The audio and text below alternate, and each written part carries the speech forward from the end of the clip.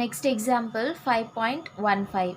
So இங்கே வந்து என்ன கொடுத்துருக்காங்க அப்படின்னு பார்த்தீங்கன்னா, from the following table find the number of students who obtained the marks less than 45. So less than 45 marks வந்து எவ்வளோ ஸ்டூடெண்ட்ஸ் எடுத்துருக்காங்க. இங்கே ஒரு டேபிள் காலம் கொடுத்துருக்காங்க, marks, number of students. So marks வந்து 30 to 40, அதாவது 30லேருந்து 40க்கு வரைக்கும் அதுக்குள்ளே மார்க் எடுத்தவங்க எத்தனை பேர், 40 to 50, அதே மாதிரி 50 to 60, 60 to 70, 70 to 80. இப்போ இந்த மார்க்ஸ் வந்து நீ என்ன எடுத்துக்கணும் அப்படின்னா எக்ஸாக கன்சிடர் பண்ணிக்கோ. சரியா? மார்க்ஸ் வந்து எக்ஸாக கன்சிடர் பண்ணிக்கோ. நம்பர் ஆஃப் ஸ்டூடெண்ட்ஸ் வந்து ஒய். எந்த சம் கொடுத்தாலும் நீங்கள் அப்படியே நீங்கள் எடுத்துக்கோங்க, எக்ஸு ஒய்ன்னே எடுத்துக்கோங்க. Less than 45. இப்போ இந்த 45 வந்து உங்களுக்கு எங்கே வரும் இந்த டேபிளில் நீங்கள் பார்க்கணும். சரியா? இப்போ இதில் ஃபார்வர்ட் பேக்வேர்டு எதுவுமே கொடுக்கல, நீங்கள் தான் கண்டுபிடிக்கணும் அது ஃபார்வர்டாக பேக்வேர்டான்ட்டு. இப்போ 45னா எந்த ரேஞ்சில் வரும், 40 to 50 இந்த ரேஞ்சுக்குள்ளே தான் அந்த 45 வரும். அப்போ உங்களுக்கு ஃப்ரண்ட்லேயே வருது இல்லை, டேபிள் வேல்யூ ஃப்ரண்ட்லேயே வருது. இப்போ ஃபஸ்ட்டு 3 வேல்யூக்குள்ளே வந்துச்சுன்னா ஃபார்வர்ட், அதுக்கு மேலே போச்சுன்னா உங்களுக்கு வந்து பேக்வேர்ட். ஸோ இப்போ 45 வந்து இந்த 40 to 50 ரேஞ்சில் வரும். அப்போது இந்த செகண்ட் டேபிள்லே வரதுனால இது வந்து ஃபார்வர்ட். ஸோ முன்னாடி நான் சொன்ன முன்னாடி 3 காலம் ஒரு 4 காலம்ஸ்குள்ளேயே வந்துச்சுன்னா ஃபார்வர்ட். லாஸ்ட்டில் போச்சுன்னா அது வந்து லாஸ்ட் 3 காலம், லாஸ்ட் 2 காலம் அப்படி போச்சுன்னா அது வந்து பேக்வேர்ட். ஸோ இப்போ அந்த 45 வந்து லெஸ் தென் 45, அந்த 45 வந்து நீங்கள் புக்கு வச்சு பார்த்தா தான் உங்களுக்கு தெரியும் நான் எது சொல்கிறேன்னு சொல்லிட்டு. ஸோ 45 வந்து இந்த ரேஞ்சுக்குள்ளே வர்றதுனால இது வந்து ஃபார்வர்ட். இப்போ இது வந்து நம்ம இங்கே எடுத்துக்கலாம், எக்ஸ் காலம் ஒய் காலம், மார்க்ஸ் வந்து எக்ஸ் காலம். இப்போ 30 to 40 இல்லையா, இந்த செகண்ட் வேல்யூ மட்டும் அப்படியே எடுத்துகிட்டே வாங்க. இந்த டிஃப்ரென்ஸ் வேல்யூ வந்ததுன்னா நீங்கள் இப்படி தான் போடணும், 40, அதுக்கப்புறம் 50, அதுக்கப்புறம் 60, 70, 80 அது மாதிரி எடுத்துக்கோ. 40, 50, 60, 70, 80. சரிங்களா? ஸோ ஒய் வேல்யூ அதே தான். இப்போ 31. இப்போ இது வந்து நீங்கள் எப்படி எடுக்கணும் அப்படின்னா, ஃபஸ்ட்டு வேல்யூ வந்து 31, டிஃப்ரென்ஸ் வேல்யூ இது மாதிரி பிட்வீன் வேல்யூ கொடுத்தா நீங்கள் இப்படி தான் எடுக்கணும். நெக்ஸ்ட் வந்து 31ஓட 42 ஆட் பண்ணணும். சரிங்களா? ஸோ 31 + 42 ஆட் பண்ணிங்கன்னா உங்களுக்கு வந்து 73. நெக்ஸ்ட்டு 73ஓட 51 ஆட் பண்ணணும். சரியா? 73ஓட 51 ஆட் பண்ணிங்கன்னா 124. ஸ்ப்ளிட் 124 + 35, அப்போது 159. ஸோ 159 + 31, ஸோ 31 ஆட் பண்ணிங்கன்னா 190. ஸோ பிட்வீன் வேல்யூ கொடுக்கும்போது நீங்கள் இப்படி தான் ஆட் பண்ணணும். மற்றபடி பிட்வீன் வேல்யூ வரல அப்படின்னா நீங்கள் நார்மலாக இதை அப்படியே எடுத்து நீங்கள் ஒய் வேல்யூவாக கன்சிடர் பண்ணலாம். பிட்வீன் வேல்யூ 30 to 40 அது மாதிரி இன்டர்வல்ஸ் கொடுக்கறதுனால நீங்கள் ஒரு வேல்யூவோடு இன்னொன்று ஆட் பண்ணணும். அந்த என்ன ஆன்சர் வருது அதோடு இன்னொன்று ஆட் பண்ணணும். இது என்ன ஆன்சர் வருது அப்படி ஆட் பண்ணிக்கிட்டே வரணும். நெக்ஸ்ட் வந்து இங்கே எத்தனை வேல்யூ கொடுத்துருக்காங்க அப்படின்னு பார்த்தீங்கன்னா, இது வந்து y0, y1, y2, y3, y4. சரிங்களா? அதே மாதிரி இந்த செகண்ட் வேல்யூ தான் நம்ம எடுத்துருக்கோம். அப்போது இது x0, x1, x2, x3, x4. இங்கே கன்ஃபியூஸ் ஆகிடுச்சுன்னா இங்கே கூட பார்த்துக்கோங்க, இதுதான் வந்து x0ஓட வேல்யூ. ஸோ இப்போ ஃபார்வர்டுனாலும் உங்களுக்கு என்ன ஃபார்முலா வரும், y of x. இங்கே வந்து 4 வரைக்கும் இருக்கிறதுனால del 4 வரைக்கும் எழுதணும். del y0, del squared y0, del power 3 y0, del power 4 y0. So 4 வரைக்கும் நம்ம எழுதணும். சரிங்களா? சரி, இப்போ y of x formula y0 + n by 1 factorial del y0 plus n into n minus 1 by 2 factorial del squared y0 plus n into n minus 1 n minus 2 by 3 factorial del power 3 y0 n into n minus 1 n minus 2 n minus 3 divided by 4 factorial into del power 4 y0. So del power 4 வரைக்கும் நீங்கள் எழுதணும். ஏன்னா del power 4 y4 வரைக்கும் value கொடுத்துருக்குறாங்க. சரிங்களா? இப்போ n value நம்ம கண்டுபிடிக்கலாம். So n value formula is x minus x0 by h. So எக்ஸோட வேல்யூ உங்களுக்கு தெரியும், அந்த லெஸ் தென் 45 கொடுத்துருக்காங்க இல்லையா, அந்த கிவன் கொஸ்டினில் இருக்கிறது தான் வந்து எக்ஸ் வேல்யூ. எக்ஸ் நாட்டோட வேல்யூ வந்து இப்போ ஃபார்வர்டுனால நம்ம ஃப்ரண்ட்லேருந்து எடுக்கிறோம். அப்போ எக்ஸ் நாட் வந்து ஃபஸ்ட்டு வேல்யூ தான் உங்களுக்கு எக்ஸ் நாட்டாக வரும். X not is 40. So difference எவ்வளோ இதுக்கு, ஹெச் டிஃப்ரென்ஸ் 30 to 40. அப்போ அதோட டிஃப்ரென்ஸ் வந்து பார்த்தீங்கன்னா 10. So H is equal to 10. So இதில் அப்ளை பண்ணுங்கள். n is equal to 45 minus 40 by 10. So which is equal to, minus பண்ணிங்கன்னா 5 by 10. So n is equal to 0.5 value. n value is 0.5. இப்போ இதில் பார்க்கலாமா. So del y naught. So del y naught எப்படி கண்டுபிடிக்கணும், நான் ஏற்கனவே சொன்னேன் இல்லையா, இதுலேருந்து இது மைனஸ் பண்ணோம். 73 minus 31. So which is equal to 42. This mid value நீங்கள் எழுதணும், இதுக்கு நடுவில் எழுதணும். Next 124 minus 73. நான் கால்குலேட்டர் யூஸ் பண்ணி தான் நான் போடுறேன். சில நேரத்தில் புக் வேல்யூ வந்து தப்பாக கொடுத்துருப்பாங்க. ஸோ அதனால நானே கால்குலேட் பண்ணி போடுறேன். நீங்கள் புக்கு பார்த்து அப்படியே எழுதிட்டே வராதிங்க. So 159 minus 124. So which is equal to 35. So 190 minus 159. So which is equal to 31. So அதே மாதிரி இதுலேருந்து இது மைனஸ் பண்ணுங்க சரியா. 51 minus of 42. So that 9. 35 minus of 51. So which is equal to minus 16. 31 minus of 35 minus 4. Minus பண்ணிகிட்டே வரணும். இப்போ இங்கே பாருங்கள், இங்கே லிசன் பண்ணுங்கள், இங்கே minus 16 இல்லையா, அப்போ இதுலேருந்து இது நம்ம மைனஸ் பண்ணுவோம். அப்போ மைனஸ் பண்ணும்போது minus 16 minus 9. ஸோ அப்போது ரெண்டு மைனஸ் வந்து நான் ஆட் பண்ணுவோம் இல்லையா. அப்போது minus 25. இது என்ன பண்ணுவோம், minus 4 minus of minus 16. So that minus into minus plus ஆகிடும். 4ல் 16 போச்சுன்னா ப்ளஸ் 12. இது மைனஸ் பண்ணும்போது மட்டும் உஷாராக மைனஸ் பண்ணணும். இப்போ 12 மைனஸ் ஆஃப் minus 25. அப்போது ஆட் பண்ணோம் இல்லையா. So 37. So 12 minus of minus 25. So அப்போ minus into minus plus. So 12 plus 25 is 37. இப்போது ஃபார்வர்ட் இல்லையா, அப்போ ஃபார்வர்ட்னால் உங்களுக்கு இந்த வேல்யூ நீங்கள் எடுக்கணும் ஓகேவா, இந்த வேல்யூ. அப்போ இது வந்து y not del y naught del squared y naught del power 3 y naught del power 4 y naught. Very very ஈஸிமா. இது வந்து டேப்லர் காலம் ஈஸியாக போட்டலாம், ஒன்று மைனஸ் பண்ணி. ஃபார்மில் பிடிச்சிட்டேன்னா ஒன்றுமே இல்லை இந்த சம்ஸ்லாம். So next y naught. So y naught வந்து எவ்வளோ, 31.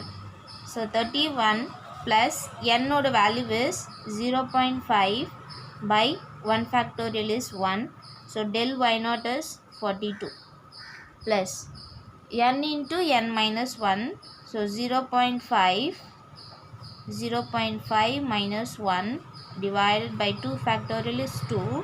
So del square y naught is 9 plus இடம் பத்ததுனால கீழே போடுறேன்.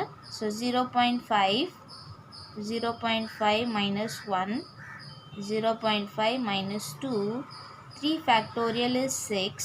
So del power 3 y naught is minus 25 plus 0.5 minus 1, 0.5 minus 2, 0.5 minus 3 divided by 4 factorial is 24. 4 3s are 12, 12 2s are 24, 24 1s are 24.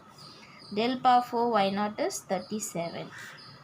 So இப்போ எப்படி reduce பண்ணுறோம் பாருங்கள்.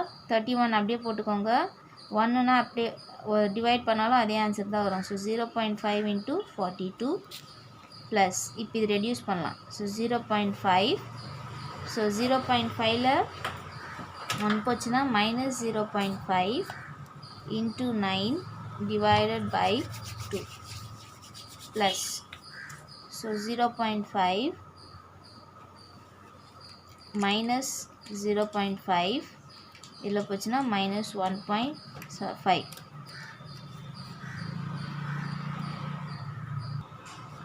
Okay, so இங்கே வந்து பாருங்கள், நான் கேல்குலேட்டரில் போட்டு வச்சுருக்கேன். ஸோ 0.5 0.5 -1, ஸோ மைனஸ் பண்ணுறோம். ஸோ 0.5 × 42 அப்படியே வச்சுக்கோங்க. இந்த 0.5 அப்படியே இருக்கட்டும். 0.5ல் 1 போச்சுன்னா -0.59. ஏன்னா இது மைனஸ் பண்ணும்போது பிக்கஸ்ட் நம்பர் சைன் தான் வரும், அது கேர்ஃபுல்லாக போடணும். நெக்ஸ்ட்டு 0.5 0.5 -1, ஸோ 1 போச்சுன்னா -0.5. 0.5ல் 2 போச்சுன்னா -1.5 × -25. ஸோ அதே மாதிரி இதையும் மைனஸ் பண்ணிக்கோங்க. மைனஸ் பண்ணி இது மாதிரி போட்டுக்கோங்க. நெக்ஸ்ட்டு இது 3யும் மல்டிபிள் பண்ணும். 0.5 0.5 × 9. ஸோ அப்போ மைனஸ் இங்கே வந்துடும். ஸோ இங்கே ஒரு மைனஸ் இருக்கு இல்லையா, ஸோ மைனஸ் ஃப்ரண்ட்டில் வந்துடும். இது 3யும் மல்டிபிள் பண்ணால் 2.25 டிவைடட் பை 2. அதே மாதிரி இது 4யும் மல்டிபிள் பண்ணுங்கள். 0.5 × 0.5 × 1.5 × 25. ஸோ இங்கே வந்து ஆட் நம்பர் 1 2 3, அப்போ 3 மைனஸ் இருக்கு இல்லையா, ஆடில் வந்தால் மைனஸ் வரும், ஈவனில் வந்தால் ப்ளஸ் வரும். 3 தெரியும், ஆட் நம்பர் ஈவன் நம்பர் தெரியும் இல்லையா, 2 4 6 அது மாதிரி. ஸோ 2 மைனஸாக இருந்தால் ப்ளஸ்ஸாக இருக்கும், 3 மைனஸாக இருந்தால் மைனஸாக இருக்கும். அது minus × minus plus, plus × minus minus. அப்போ இது 4 மல்டிபிள் பண்ணும்போது 9.375 டிவைடட் பை 6. அதே மாதிரி 1 2 3, ஸோ 3 மைனஸ் இருக்குது, இங்கே மைனஸ் போட்டுக்கோங்க. ஸோ இது 4 மல்டிபிள் பண்ணுங்கள் இன்ட்டு 37. ஸோ மல்டிபிள் பண்ணால் 34.6875. இப்போ ஒன்று டிவைட் பண்ணிக்கலாம். 2.25 2ஆல் டிவைட் பண்ணிங்கன்னா 1.125. 9.375 டிவைட் பண்ணிங்கன்னா 6ஆல் இந்த வேல்யூ வரும்.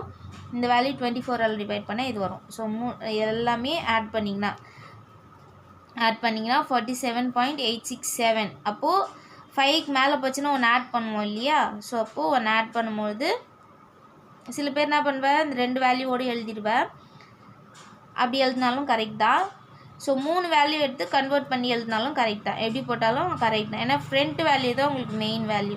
ஸோ 5க்கு மேலே போச்சுன்னா ஒன்று ஆட் பண்ணோம். 6 + 1 = 7. ஸோ 47.87. ஓகேங்களா, புரிஞ்சிச்சா? நெக்ஸ்ட்டு சம் பார்க்கலாம். இப்போ 5.16 நீங்கள் ட்ரை பண்ணுங்கள். இங்கே வந்து using appropriate interpolation formula find the number of students whose weight between 60 to 70 from the data given below. அப்போ 60 to 70, 60 to 70னா எங்கே வரும், இங்கே வரும் இல்லையா, 60 to 80க்கு நடுவில் வரும். 60 to 80க்கு நடுவில் வரும். அப்போது ஃபஸ்ட்டு 3 காலம்குள்ளே வந்துச்சு. அப்போது நீங்கள் ஃபார்வர்ட் ஃபார்முலா யூஸ் பண்ணணும், சரிங்களா? அப்போது இங்கே 40 நீங்கள் இந்த எடுக்கணும். போன சம் மாதிரியே தான், 40 60 80 100 120. இது வந்து எக்ஸ் காலம். ஒய் காலம் அப்படியே வந்து நீங்கள் ஆட் பண்ணி எடுத்துக்கணும் ஒய் காலம். ஸோ ஒய்யோட வேல்யூ வந்து ஆட் பண்ணி எடுத்துக்கணும். 250 + 120, ஸோ 120 + 100 100 + 70. ஸோ அது மாதிரி ஆட் பண்ணி எடுத்துக்கணும். ஸோ அதே மாதிரி மைனஸ் பண்ணி எழுதணும். இப்போ இதில் வந்து எக்ஸ் வேல்யூ எது, 60 to 70 கொடுத்துருக்காங்க இல்லையா. அப்போ இதில் வந்து நம்ம எது எக்ஸ் வேல்யூவாக கன்சிடர் பண்ணணும், செகண்ட் வேல்யூ இருக்கு இல்லையா 70, அதுதான் வந்து எக்ஸ் வேல்யூ. So X = 70. அப்போ x0 வந்து என்ன வரும், ஃபஸ்ட்டு இதுதானே x0, x1 x2 x3 x4. அப்போது x0 = 40. ஹெச் வேல்யூ டிஃப்ரென்ஸ் எவ்வளோ, 60 0 to 40 40 to 60 40 to 60 60 to 80, அதோட டிஃப்ரென்ஸ் எவ்வளோ. ஸோ இது எல்லாமே பார்க்கணும். இங்கே வந்து 40 டிஃப்ரென்ஸ் இருக்குதுன்ட்டு 40 எடுக்கக்கூடாது, எல்லாத்துலேயுமே பார்க்கணும். 40 to 60, அப்போது இதோட டிஃப்ரென்ஸ் வந்து 20. அப்போ ஹெச் வேல்யூ = 20. அப்போது ஃபார்வர்ட் ஃபார்முலா யூஸ் பண்ணி நீங்கள் ட்ரை பண்ணுங்கள். ஏன்னா நீங்கள் ட்ரை பண்ணும்போது தான் உங்களுக்கு எங்கே புரியல எங்கே புரியுதுன்னு தெரியும், சரிங்களா? So example 5.17. ஸோ எக்ஸாம்பிள் 5.17ம் நீங்கள் தான் போடணும். எக்ஸசைஸ் சம்ஸ் எல்லாமே நான் போட்டு உங்களுக்கு வந்து என்ன பண்ணுறேன், சென்ட் பண்ணி விட்டுறேன் வாட்ஸ்அப்பில். நீங்கள் அப்படியே பார்த்து காப்பி பண்ணிக்கோங்க. எக்ஸசைஸ் சம்ஸ் ஃபுல்லாகவே நான் போட்டு அனுப்பிச்சிடுறேன், சரிங்களா? எக்ஸாம்பிள் சம் நான் எது ட்ரை பண்ண சொல்கிறேனோ அது மட்டும் நீங்கள் ட்ரை பண்ணால் போதும். So 5.17. So x population lakhs வந்து ஒய். ஸோ XY வேல்யூ கொடுத்துருக்காங்க. ஸோ இங்கே வந்து x0 x1 x2 x3 x4 x5. Using appropriate interpolation formula use பண்ணோம். Population during year 1946. அப்போ 1946 எங்கே வரும், இன் பிட்வீன் 1941 to 1951. அப்போ இதுக்கு இடைப்பட்டது தான் 1946. அப்போது ஃப்ரண்ட்லேயே உங்களுக்கு வேல்யூ வந்ததுனால இது வந்து ஃபார்வர்ட் ஃபார்முலா யூஸ் பண்ணணும். சரியா? ஃபார்வர்ட் ஃபார்முலா யூஸ் பண்ணுங்கள். இப்போ ஃபஸ்ட்டு வேல்யூ தான் உங்களுக்கு என்ன வரும்? x0, x1, x2, x3, x4, x5 அதே மாதிரி y0, y1, y2, y3, y4, y5. அப்போ டெல் பவர் 5 வரைக்கும் நீங்கள் கண்டுபிடிக்கணும். டெல் பவர் 5 y0 வரைக்கும் நீங்கள் கண்டுபிடிக்கணும். ஸோ இதில் வந்து எக்ஸ் வேல்யூ எது வரும்? எக்ஸ் வேல்யூ இஸ் இந்த கிவன் கொஸ்டினில் இருக்குது இல்லையா 1946, அதுதான் எக்ஸ் வேல்யூ. ஸோ x0 வந்து ஃபஸ்ட்டு வேல்யூ 1941. ஹெச் டிஃப்ரென்ஸ் எவ்வளோ? 41க்கும் 51க்கும் 10 டிஃப்ரென்ஸ். அப்போது இதை வச்சு நீங்கள் என்ன பண்ணலாம்? அப்படியே செம்ம போடலாம். ஸோ டெல் பவர் 5 வரைக்கும் போடணும். அதனால கொஞ்சம் பார்த்து கேர்ஃபுல்லாக போடுங்க. புக்லேயே கொடுத்துருக்குறாங்க, அதை வச்சு நீங்கள் அப்படியே போடுங்க.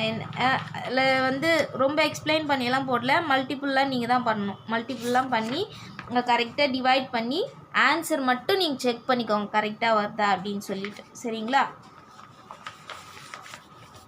ஸோ நெக்ஸ்ட் வந்து